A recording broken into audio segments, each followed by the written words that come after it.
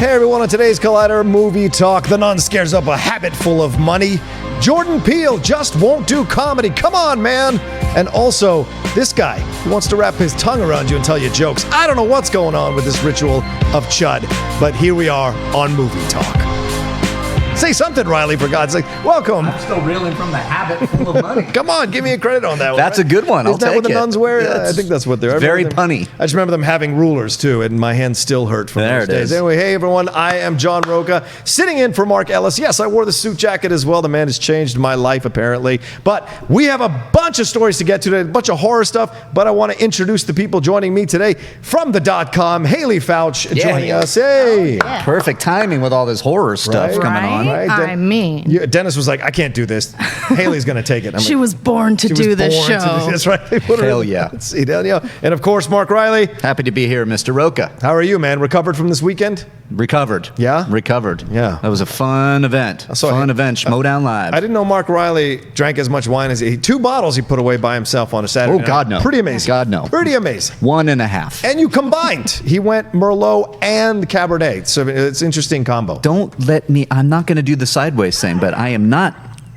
effing drinking any Merlot. Really? That's you right. don't dig the Merlot? I Fair don't enough. dig the Merlot. Nice reference. All right, Can't do it there. Something he does dig, and that is horror. And The Nun exploded at the box office. It conjured up a franchise record, $53 million. Who has that much expendable income? What the hell is going on? Warner Brothers, it took home, in its opening weekend, it's the second best September bout of all time. Right behind it, no surprise there, and the best for any film in producer James Wan's Conjuring universe. The film also made an astounding $131 million internationally. Let that sink in. $131 million internationally. This isn't even the opening. This is an installment, and it made this much. It's directed by Corin Hardy from a script by Gary Dauberman, who also worked on it. The Nun explores the origins of the habit-wearing demon Valak, who first appeared to Lorraine Warren, that's Vera Farmiga's character, in The Conjuring 2. The movie reportedly cost $22 million to make. So Corin Hardy is buying drinks for everybody right now after this opening weekend. They made all their money back already. Haleigh, you are a massive horror fan. You're knowledgeable about this franchise. What the hell happened here? How did it explode so well? It's such a good question. I'm a little baffled myself. Yeah. I mean, the tracking was strong, but it wasn't like this. Right. And I do have some theories, which are, we're obviously horror's having a moment right now. Well, it's back, obviously. Oh, yeah. I mean, we're having a horror renaissance here. I mean, it's amazing. A horror songs, yes. A Yeah. horror songs. It never goes away, but it does Right. become less popular. Mm-hmm. And we're in a peak of popularity. And there hasn't been, not that The Nun got the greatest reviews, but there hasn't been like a big budget major horror movie except for Slender Man in a few months. Mm-hmm. And that obviously, oof. Yeah, whew. Oh. Stinker. Also, we're leading into Halloween season, which is really when people get super hella hyped for horror movies, even if they're not the horror people. Right. Something I'm curious about, though, and I'd have to go back and look at numbers across the board, but there is something to be said about a religious horror film and how this performed internationally across the board. I think that could be a player. It had a significant Latin American audience here in America. That's right. Yep. That's right. Not this guy, because he hates horror. That's not... don't hate horror. Why do you hate horror? I don't hate horror. You That hate Halloween trailer, I am so psyched for that movie. Yeah. I'm just like, I like to pick off the cream of the crop because I can't get into the lower stuff because I can only scare myself so much. Like people who watch it over and over again, I don't understand those people. I could not put myself through that more than once or twice. No way. Just watched it again the other day. Yeah, see? And Matt Nose does For the the same fifth thing. time. Scares the hell out of me. I don't get love it. it. Yeah. It's a delight. But yeah, so I think I want that on the poster. Oh, well, I think it is a delight. Fair enough. To each their own. Sure. I do think there's something to be said about the material and the timing, because otherwise this is from a director that most people don't know. Yeah. I like The Hollow, but most people haven't seen that. The franchise is obviously well known, but this is the top of the franchise in money-making terms. Right. So how that happened, we will see. These are my theories. Yeah, it's incredible. You look at it. I'm shocked out of my mind on this because what is it about this particular trailer or this particular horror? What is it? Did people think it was a third sister act? Like, why did people go?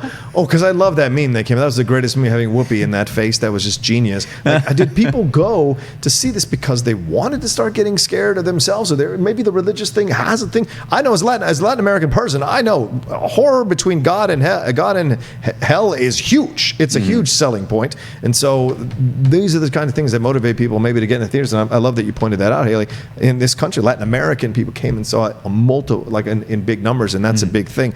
But it's a huge win for Warner Brothers between The Nun, Crazy Rich Asians, which raked in another $13.6 million, and The Meg. The studio has dominated the summer. Do you have any theories about what came together that made this thing make $53 million, Reilly? I don't know. I think it's every year Halloween seems to come closer and closer. You know, we walk into the stores now and the jack-o'-lanterns are out. The candy is out. People are on Twitter now automatically changing their Twitter handles to get ready for Halloween. And I'm sitting there going, it's September. Pump the brakes. It's like when you're seeing right before Halloween, you see Christmas decorations. It's like, I'm wondering if there's just this thing. There is a horror renaissance going on. We've had this explosion of movies that come out in the horror realm that not only just it, but Get Out, Split, you know, kind of these subgenres of the main genre that are getting people talking. And I'm wondering if it's a little bit of the holiday creeping in, you know, people wanting to get ready for Halloween, wanting to be scared, knowing the Conjuring name.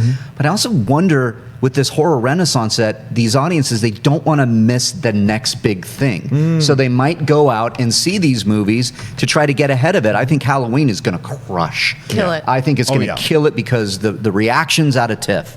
My God, I was retweeting things. I was screaming and yelling in all caps how excited I am, how it's recaptured, allegedly, some of these reviews, recaptured some nostalgia, not too heavy-handed, brutal. You know, the shape is back, the music, the performance by Jamie Lee Curtis. So we're ready for that movie, obviously. But then this Nun comes out of nowhere. I saw one trailer. Yeah. Didn't do anything for me. Wasn't crazy about the idea of The Nun in particular. I wanted a Crooked Man movie. I didn't need The Nun, which was added in reshoots, as we heard, for Conjuring 2.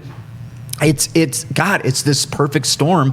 I think it's just horror right now is so big. It's so good. People are wanting to be scared. They want to get ahead of the talk, because everybody talked Get Out. Everybody talked the Split and the ending of Split.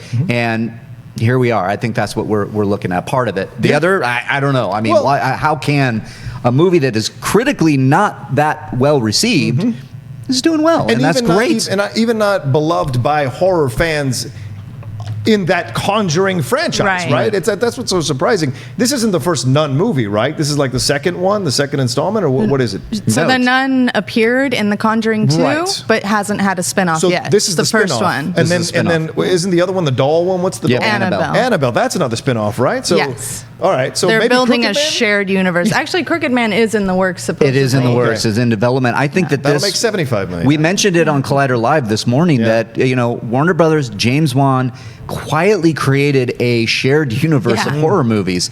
And shared universe, obviously, those are big things. And when you think that this can connect to part 2 of The Conjuring, that it somehow connected to, like, Annabelle creation connected to the first Conjuring. It's really interesting to see how it works, and I think maybe that Conjuring brand is pulling people into the theaters. That could be a part of it too, because it might have taken audiences a while to understand that it's a shared universe and not just sequels and prequels and things like that we're used to seeing. It's really all a connected mythology, which they don't do a lot in horror. I don't know if that's, you know, the name's that recognized yet, but it seems to be. I'm curious because the horror box office just keeps going up. Do you guys think that Halloween can beat it with all the buzz? Yes. I think it can. Well, it's multi-generational. That's why I think it opened what, 100 and something?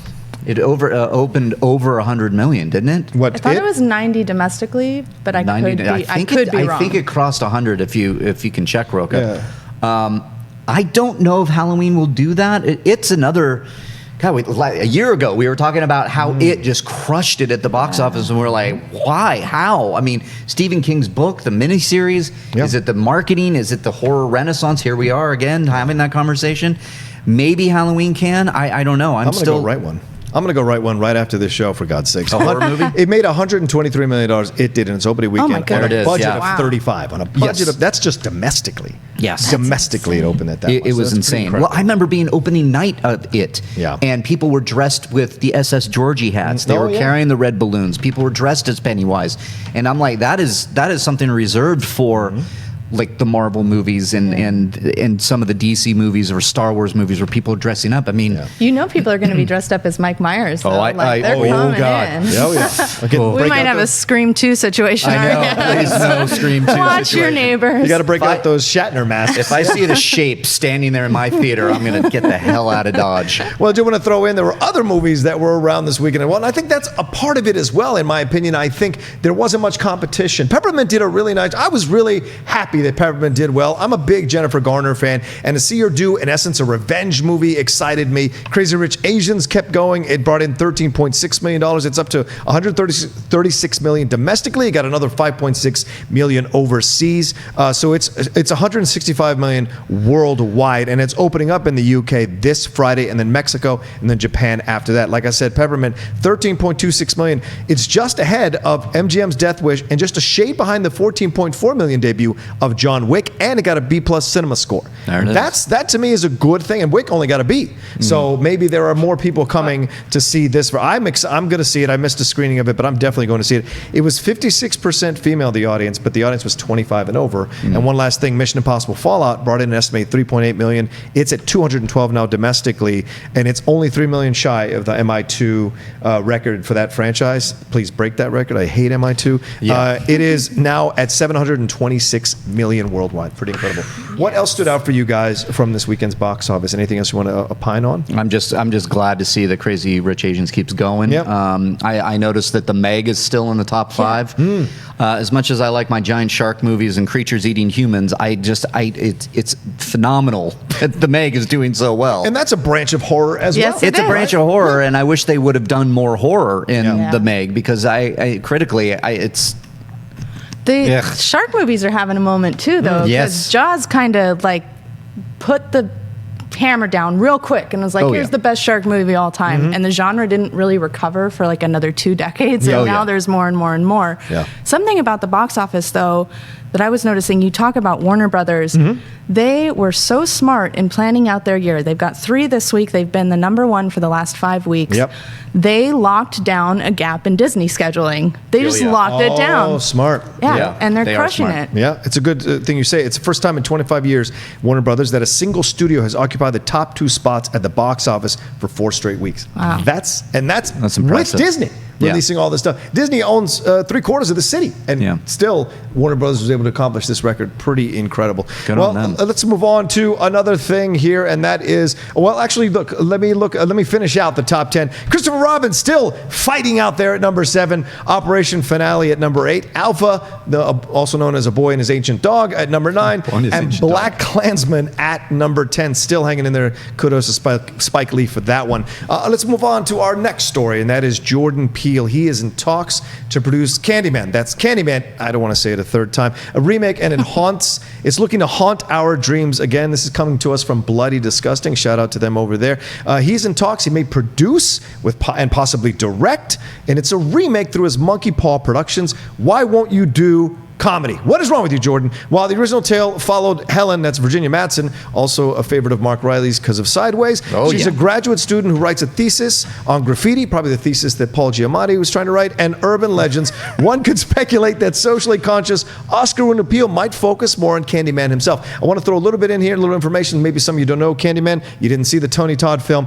He is the Candyman is what is this, like a horror villain? What is this, a demon type of thing? What is Yes. Candyman? Okay, there he goes. He's an iconic horror character. Yeah, he's the son of a Whoa. slave. The Whoa. man who would I know become, it. let me say, he's the son of a slave. The man who would become Candyman grew up in a relatively prosperous family during the Civil War and post-war eras. His family's wealth and the polite society around him gave him the opportunity to develop his skills as a portrait artist. Oh, really? Though that society stopped being polite and started being openly racist when he married a white woman and fathered a child with her. His lover's father set a lynch mob upon him, who cut off his hand and replaced it with a hook. Unsatisfied with this punishment, Jesus, the mob then covered him with stolen honey and allowed allowed a swarm of bees to sting him to death before burning his body in a pie. We had angry people back then. Okay, welcome to Candyman right there. Yeah. There it is. A century later, the legend goes that saying Candyman 3 times in a mirror will summon the vengeful spirits. However the deal works out, Peele could ultimately adapt this twisted tale. This is interesting to me because coming off of Get Out, now he's going to explore Candyman. Now, Candyman was a fun horror, and it was a trilogy, and I didn't think it was all that, right? Well, but I thought it was a good installment in the horror thing. I thought it was, it has its fans. But there's so much here that Jordan Peele could explore on a social and racial level that it excites me to see him tackling this. And will he bring something out of this that I thought was fun for horror, frivolous for horror, and bring something more out of it? I don't know. Reilly, what do you think? Well, first off, I want to thank you for creating a shared universe between Candyman and Sideways. I think that's amazing. I think it could work that Virginia Madsen's character is from Candyman and then meets Miles later on in life. You'd need to drink. Yeah, everybody drinks and everybody stands in front of a mirror and says Candyman. Why not? Isn't it 5 times it says Candyman? No, it's I don't 3 know. times. 3 times? Okay, Yeah, it's like I thought it was 5. Beetlejuice, yeah. Beetlejuice. Damn it. I've always wanted him to appear. When I heard Candyman Remake, I went, here we go. Right. Then I heard Jordan Peele, and I went, yes, give me this movie. This is absolutely perfect. You said it. You hit the nail on the head. I think he's looking at it for a specific reason. As much as he did with Get Out, he has something to say. The backstory of Candyman is ready for a treatment in today's society where there can be a comment. And that is Jordan Peele. And if he directs this thing, great. I don't think he will. I think the producing angle is where he will start to mentor somebody. Yeah. And we've seen that with James Wan and David Sandberg with Lights Out, and then that led to Sandberg getting Shazam. Right. There are so many ways that we can see Jordan Peele put his creative stamp on this.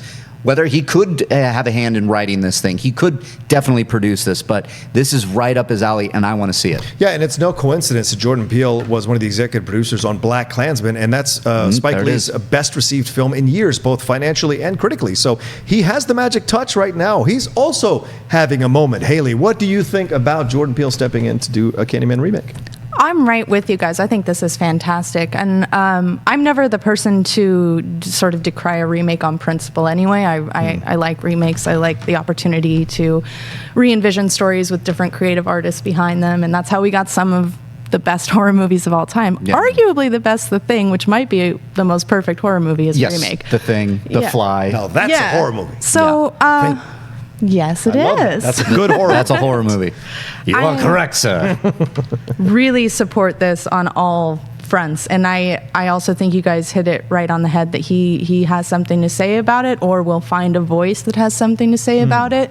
It's not to say that you can't tell the stories of other races, but certainly Candyman was written by Clive Barker, who is a white man and a white British man, and the film itself was written and directed by Bernard Rose, also a white man, and so there is, opportunity for a voice to come in and tell their own story, their own people's story, that I think is really strong and powerful.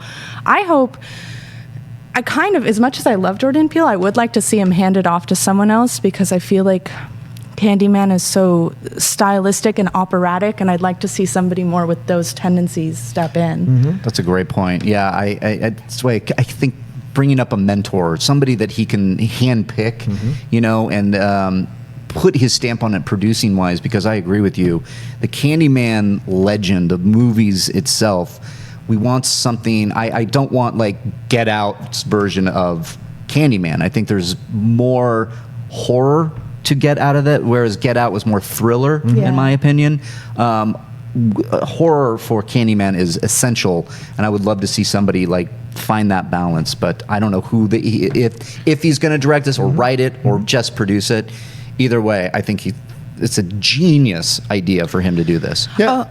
I just had to also go on the record and say that you saying it's not a classic or I didn't say it wasn't anything that it's not. In my opinion, for me, I'm saying. No, I don't. I'm going to shut that down. That's fair, and I totally agree. But that also just might be because I always come for you on your horror opinions. You too. But I do want to say, I was watching horror while you two were still in diapers. Like I was watching In the Mouth of Madness, The Serpent and the Rainbow, Hellraiser. I went to see all the Stephen Christine Cujo. I saw all that stuff. So I watched Tarzan horror. It's when it became slasher. That's when I dip out, and so that's where I kind of lose it a little little bit. And Candyman, when it came out, and I was there when it came out. I was of age to go see it in my 20s. When it came out, it wasn't like Halloween. It was more like, oh, this is fun. This was fun. And then it became what it became. It became a trilogy. And I think the third one went straight to DVD, if I'm not incorrect. So it wasn't like it was that well received. I don't say it just in jest to you, though I do love jesting with you. It's also, I do think there's this thing where maybe Candyman isn't quite perceived at large as the classic that it really is, I think. A true classic of the genre. And so I'm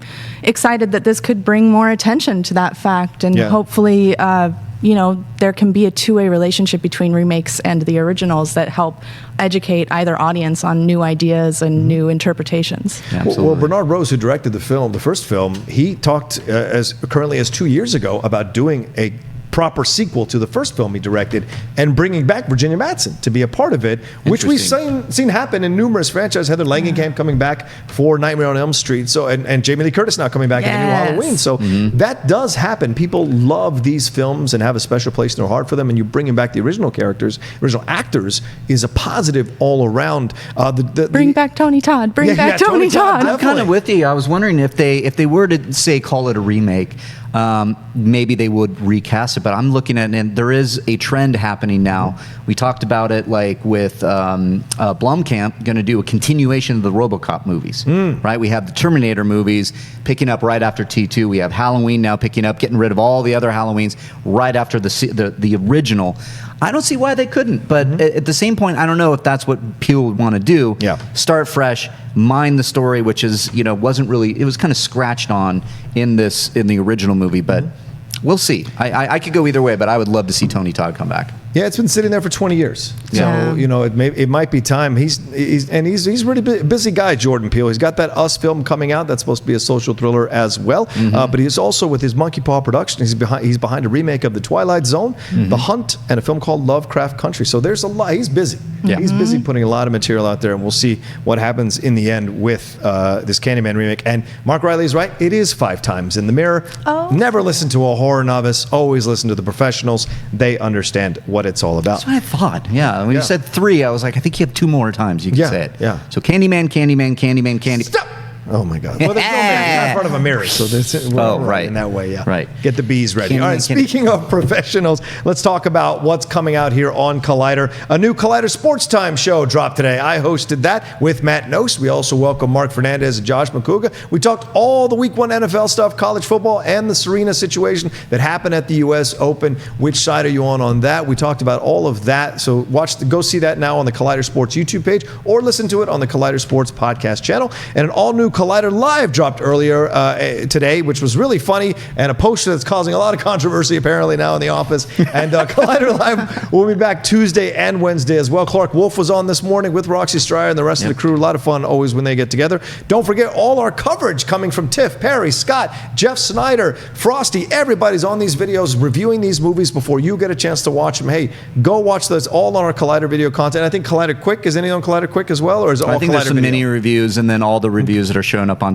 .com. We have Matt Goldberg there. Yeah, Matt Goldberg and Adam Chitwood and is Adam out there Chitwood as well. doing their reviews. So there's a lot on not only .com but Collider Video for all of our reviews. Yeah, and what we just mentioned, Halloween, there's a review of that. I think it's Jeff Snyder and Perry Nemiroff on that review. It's up now. Go see the first reactions. And of course, Schmoedown Live. That's what happened this weekend. Me and Dan Murrell taking on Winston and Stacey Howard in a matchup. That opened it up. And then Mara Nopik as the challenger, taking on Jason Inman for the Inner Geekdom Championship. It was a great time. Anybody who's watching right now, thanks for coming out. It was a blast. I enjoyed talking to all of you. I'm sure Reilly did as well, from what he remembers. And we took a lot of great pictures. And people even asked us to sign posters. That's still so weird to me. So those matches are coming up on Tuesday and Friday this week. So look out for that. All right, let's move on to our next it's our next horror story. Why not? It's all horror. Well, all horror today. You were talking about Clark coming in for live. We're doing a horror takeover today, and I am very here for it. It's so weird that the news today was all horror themed. Yeah. It's really weird. It's like talking about the Nun opening, geez. I looked over at Reilly. I was Reilly, find me a story that isn't horror. And he's like, there's nothing. There's absolutely nothing. I couldn't really find it. We have to, sometimes the universe tells you what to do and you go with it.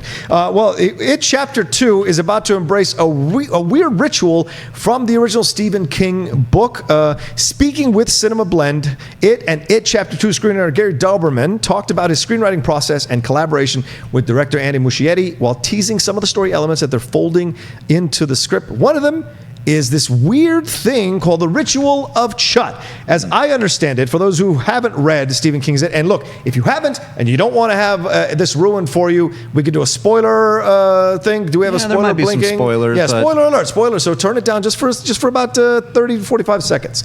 This Ritual of Chud is basically a psychic battle of wills. It's translated by the author with some very odd imagery. That's Stephen King. Specifically, the idea is that Pennywise and a member of the Losers Club each extend their tongues, overlap them, bite down, and then exchange jokes until one party laughs.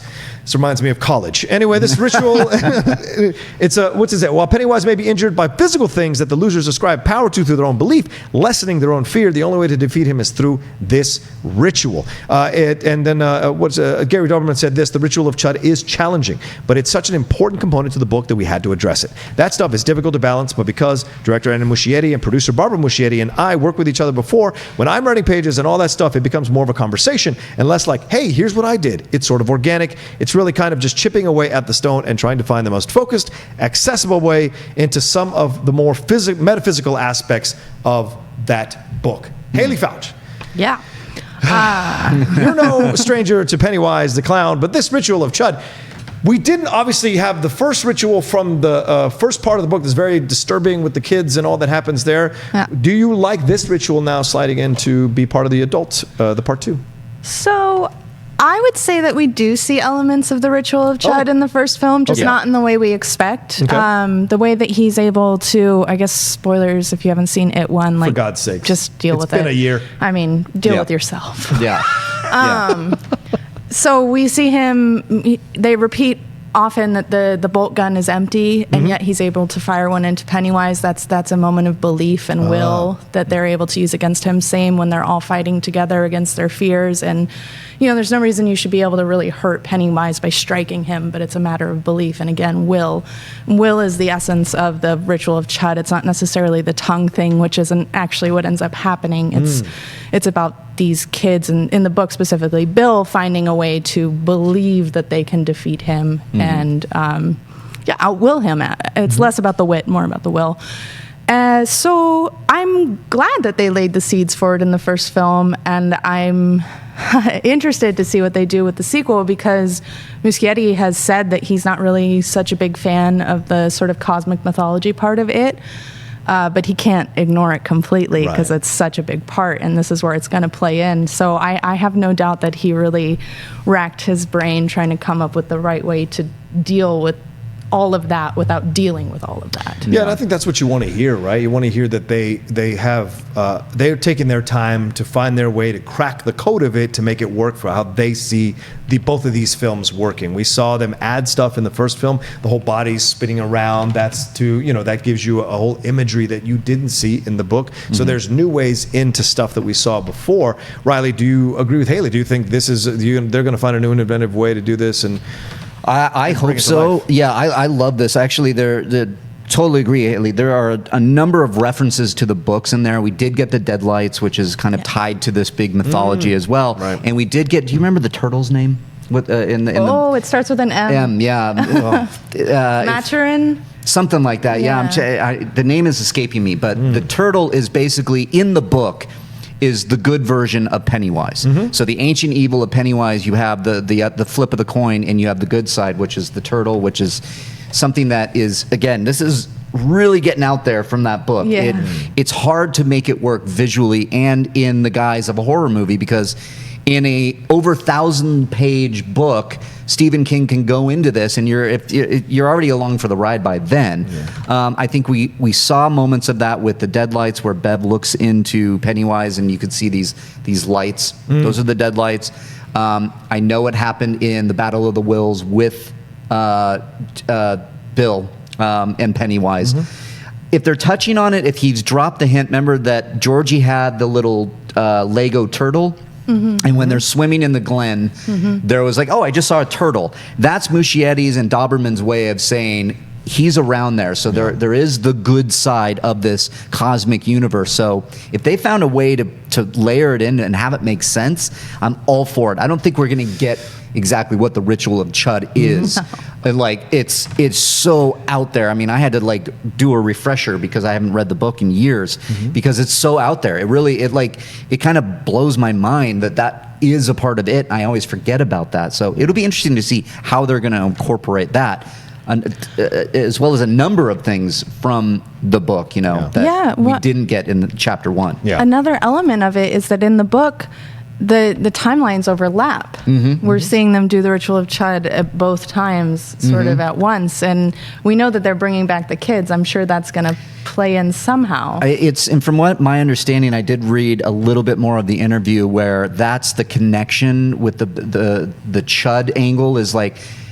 Remember it, like, because the kids forget growing up, right? And they need certain pieces of their memory to remember in order to battle Pennywise. Because the thing in the book that we never saw in the thing, they forget even how to get out of the sewer, and it was like they had to connect with that the weird kids thing that they do in there that Stephen King. Remember when we were in the sewer? Bunch of 13-year-olds doing some stuff there in the sewer in order to remember to get out of there. I'm not allowed to talk about it. Yeah. Yeah. I don't want to. It's the O word. Sure. Oh, yeah. Oh, my God. Oh, boy. Yeah. So let's move on. yeah, So, the fact that they're not doing that, but that I feel is the connection that they're going to do, and why the kids are going to be back is we can flash back and have them remember pieces that they need in their older self in order to defeat Pennywise. And that's not a big spoiler. That is part of the plot, something that's interesting to explore. I really enjoy that Machete and his wife Barbara and of course Doberman are not afraid to walk into these troubling aspects of the book and try to find a way to make it work. And as you said, Mark, just allude to it or put something in there that you as a book reader know is a shout out to you. And I appreciate that.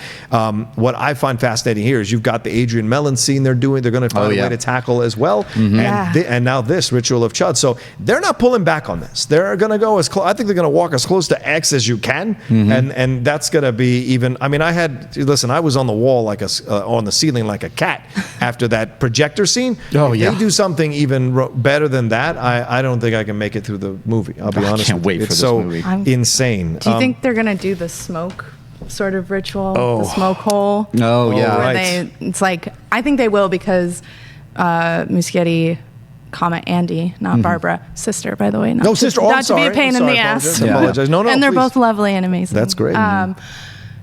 He's talked about how he had a scene that he wanted to do in the first movie that he couldn't do for budget that was sort of like a showing of Pennywise coming to Earth and to humanity. And I feel like the smoke hole would be the perfect opportunity. That is interesting. Yeah. All you nerds out there who have read the book like us, you're getting these vague references. Oh, yeah. Yes, they have visions of Pennywise originating on Earth, sort of. Right. It's interesting. It's coming out on September 6, 2019, so we have less than a year to wait to see what happens here. So we should have a trailer, what do you think, early next year? Maybe February or March? Yeah, I think they'll probably do the similar rollout. Right around that time, maybe with Captain Marvel. Why not? Hey, Captain Marvel, let's put it together. Maybe it at Comic-Con?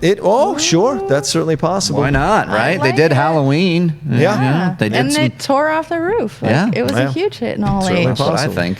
Well, we love to get questions from you all. Please, here on Movie Talk, send us your live Twitter questions. Remember the hashtag Collider Movie Talk so I can find it. And ask something interesting and fun. We've got Haleigh Foutch on the table and Mark Reilly. You know they're big horror fans, but they also like other genres of movies as well. So ask us some fun questions. I'll pick up maybe 2 or 3 before the end of the show to answer live on the show.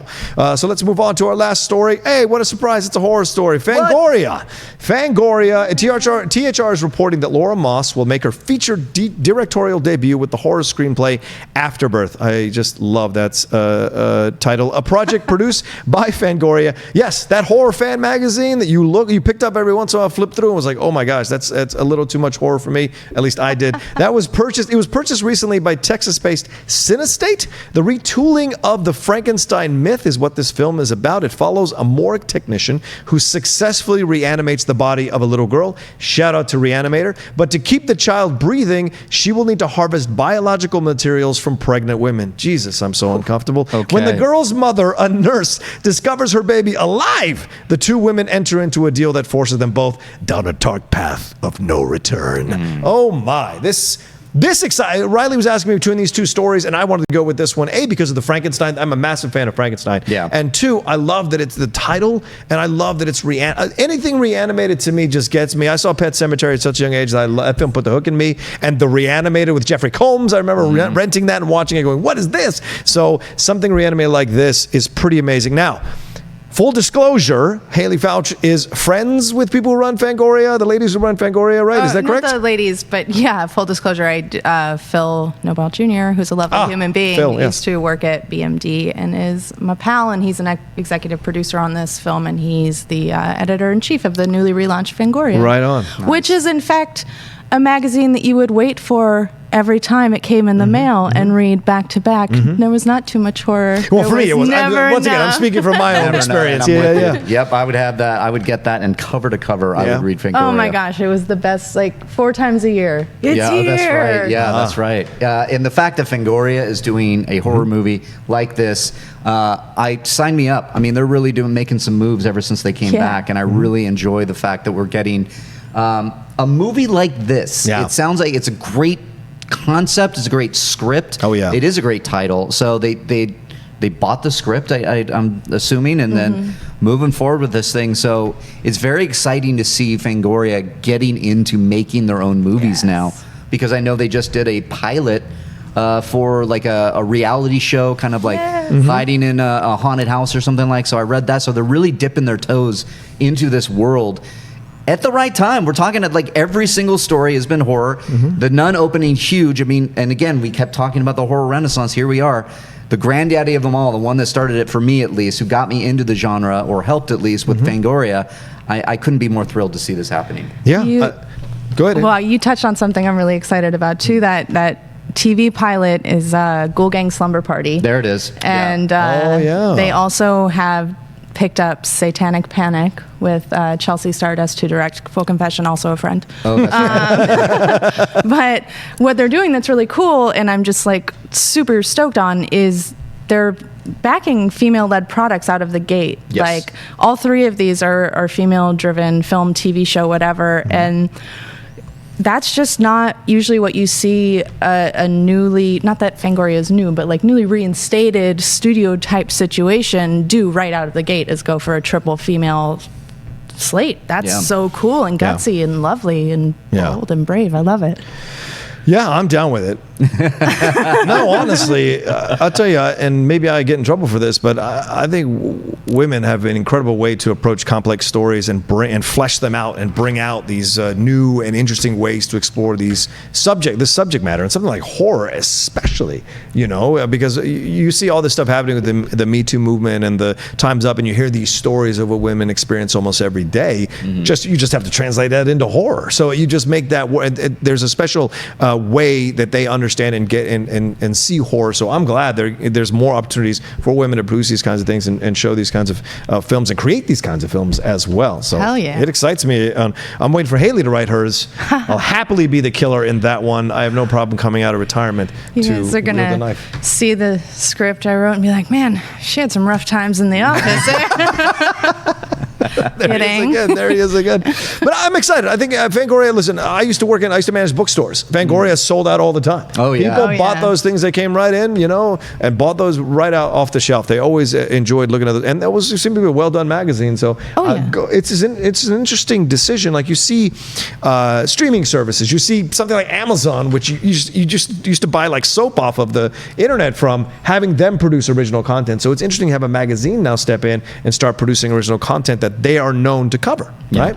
It's wild to even see a magazine relaunch in our year of the Lord 2018, and like I don't know if that's going to be a success, but I hope so. Yeah. I mean, that's a really, again, bold. That's a bold strategy, and it's not traditional in the time that we live in. I hope that they kill it, because I just want to get those, 4 times a year. I want those issues back again, and to be excited to crack them open. Yeah. Well, it'll be a lot of fun. Well, another thing that's a lot of fun here at Collider. More shows tomorrow on Collider. As we said, Collider Live, a new episode tomorrow. We'll see who reveals things about themselves on the show tomorrow. There's as I said, there's one of the Schmoedowns that drops tomorrow. I think it's me and I think it's the tag team match that drops tomorrow. Yeah, tag team. Yeah. And main event will be Friday. Main event will be Friday, right? With Nopik and Inman for the Inner Geekdom Championship. There's reviews coming from Tiff, as we said earlier, and then the Premier League recap show. That's me and Jack Hind. Will be. I sent out a tweet for questions to talk about the Premier League since it's the international break, and the one-on-one with Christian Harloff with the interviews Ken Knapsack. That is dropping tomorrow. You don't want to miss that. You know Ken's a great personality, got a lot of great stories, really awesome dude, and so I think you're going to enjoy that one as well. All right, so let's move on to your live Twitter questions here. Let me pull it up. The first one we have is from Chris D'Onofrio at Future Boy Chris. Oh, Future Boy. Do you think director Mike Flanagan has any choice but to tie his adaptation of Dr. Sleep to the Shining film, or can he stay completely faithful to King's books? Oh boy, I know. We've been every time Dr. Sleep comes up, it's like, how are they going to do this in the marketing campaign? Yeah. Because the book, they're going for the book. It's going to be an adaptation of the book. But that is a Shining sequel. That is a direct sequel to the book, sure. Now, when you say The Shining, a sequel to The Shining, you know, in the movie space, people are going to naturally assume Jack Torrance, we're going to see the little kid grown up, so Ewan McGregor is Jack Nicholson's son. Okay. But I've heard that publicists are saying don't call it a Shining sequel, and that they want to create its own brand, and it's based Stephen King. That's the brand, right? Because it blew up, and now we have the Tommy Knockers coming. We have Dr. Sleep coming. We have a Pet Sematary remake coming. Wow, so much coming from Stephen King. I don't know how they're going to do this. I don't think you can reference this, but there's stuff in the book that is so powerful, connected to The Shining. Okay.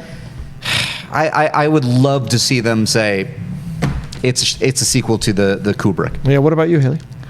Oh, I think it's going to be a sequel to the book straight up. I don't.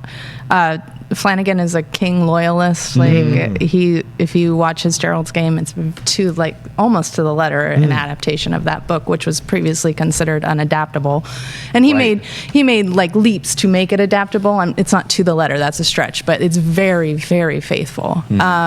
He loves King, and King famously doesn't love the Shining movie. Yes. Right. So I think maybe they'll do a little like reference here and there. Yeah. But I think it's pretty directly going to be King based and book based. I've never read Dr. Sleep. I read The Shining multiple times growing up as a teenager. Loved that book. And The Dead Zone. Love Dead Zone. Oh, love Dead Zone.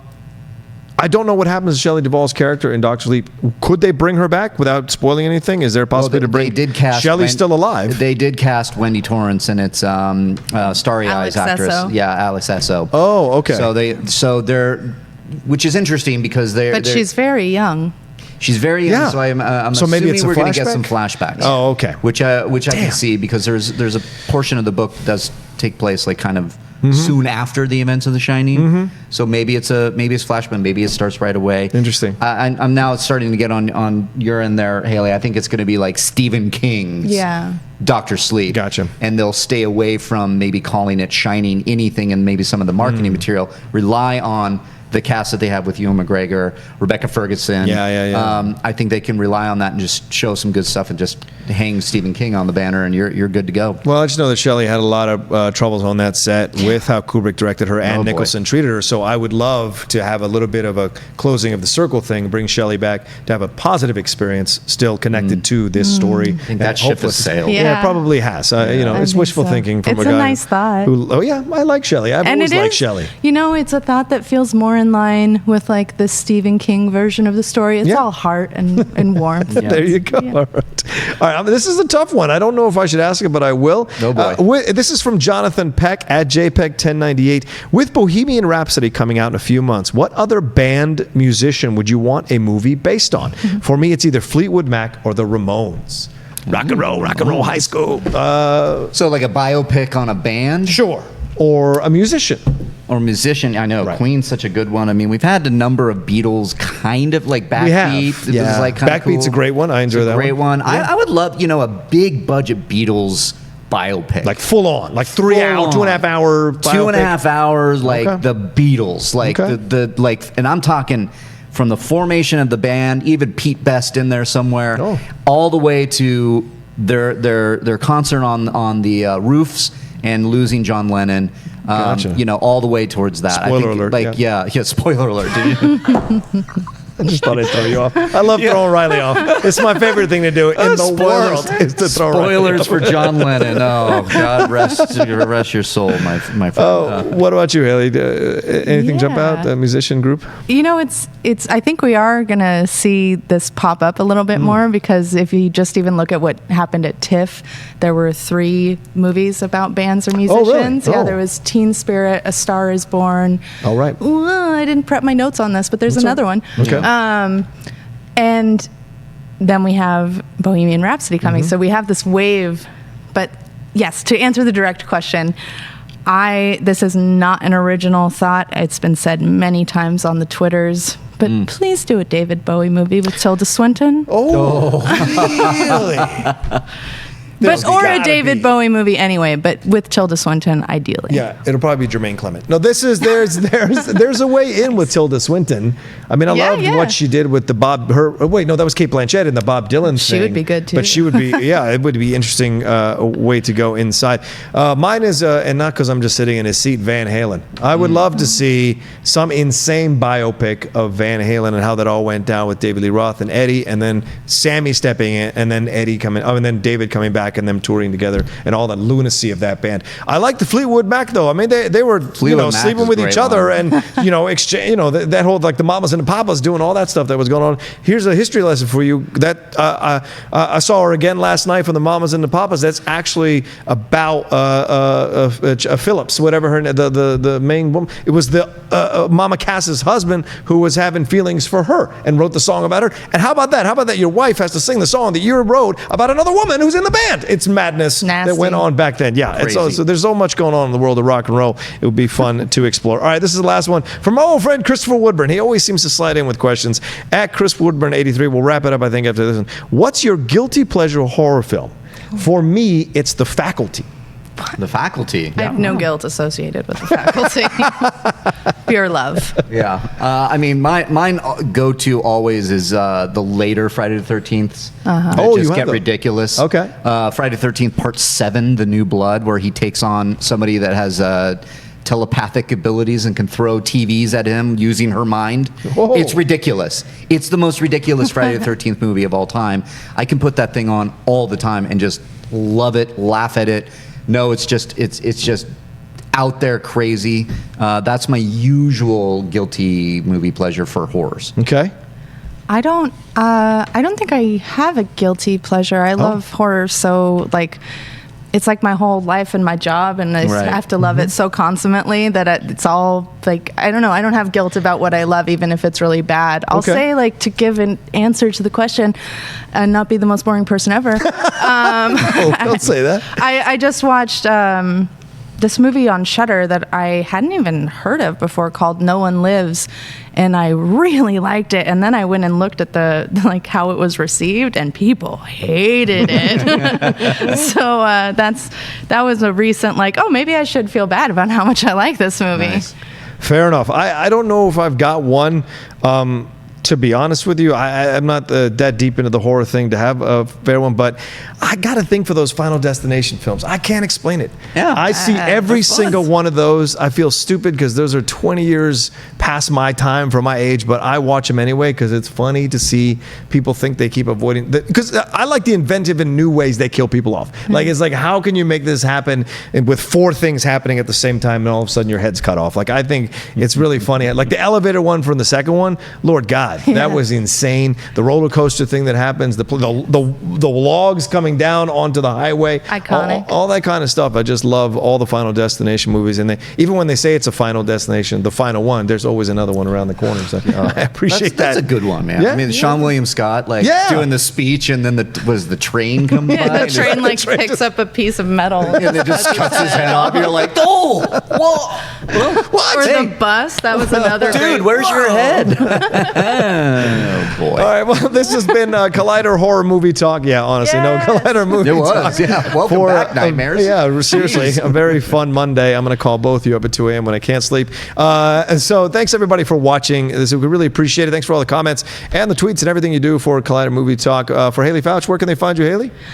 You can find me on Twitter at Haleigh Foutch and on Instagram at Haystack McGroovy. Right on. And are you writing anything for the .com this week that people should look out for? You working on a piece? Nothing major on the docket, Okay. but you can find something I've written on there pretty much every damn day of the week. Go There read it her is. stuff. She's got great stuff. Reilly, where they find you? At Reilly Around, Twitter and Instagram. You can see me, here. Yeah. Everywhere. Hanging out. Hanging out. I couldn't do this without him. He's an incredible producer, so thanks, Mark Reilly, for pleasure. putting all this together. And thank you for watching another episode of Collider Movie Talk. We will be back tomorrow at this time live. We'll see you then. Hey everybody, Mark Ellis here. Thanks for watching this episode of Collider Movie Talk. You want to watch more? Then click up here, or you can click right here for more great content from Collider. And if you haven't subscribed to Collider Video, do so right now and share this vid with your friends. Thanks for watching.